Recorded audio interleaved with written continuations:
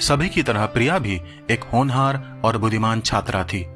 अपने विद्यालय के सभी आयोजनों में खुशी खुशी वह प्रतिभाग करती थी, परंतु कुछ दिनों से हर सुबह विद्यालय देर से आने की वजह से उसे सजा मिलती और धीरे धीरे कारण न बताने की वजह से सजा सख्त होती गई।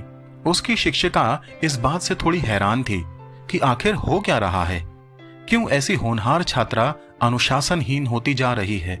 शिक्षिका ने इसका पता लगाने की ठान ली और प्रिया की सहायता करनी चाहिए। परंतु अचानक प्रिया प्रतिदिन सही समय पर विद्यालय आने लगी और इस बात से उसकी शिक्षिका को अत्यंत खुशी हुई।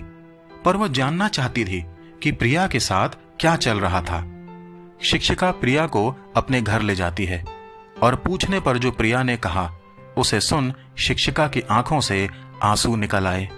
प्रिया ने बताया कि बहुत दिनों से मेरी माँ की तबीयत ठीक नहीं थी, जिसके कारण सुबह उठकर मुझे घर का सारा काम करना पड़ता था, खाना बनाना पड़ता था, साथ ही माँ को दवा भी देनी पड़ती थी और इसी कारण विद्यालय आने में देर हो जाती थी। इस पर शिक्षिका ने पूछा कि अब तुम्हारी माँ ठीक हो गई है? प्रिया ने कहा, नहीं, अब वह इस दुनिया में नहीं रही और इसलिए मैं विद्यालय ठीक समय पर आ जाती हूँ, क्योंकि अब प्रति सुबह कुछ जिम्मेदारी नहीं बची। मित्रों, हम अक्सर दूसरे के हालात को समझ नहीं पाते हैं और उसकी वजह से उनके प्रति हमारा व्यवहार बिगड़ सकता है।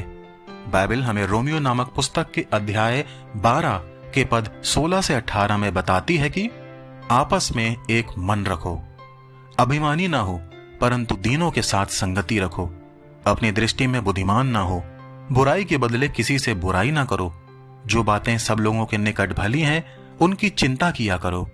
जहां तक हो सके तुम भरसक सब मनुष्यों के साथ मेल मिलाप रखो।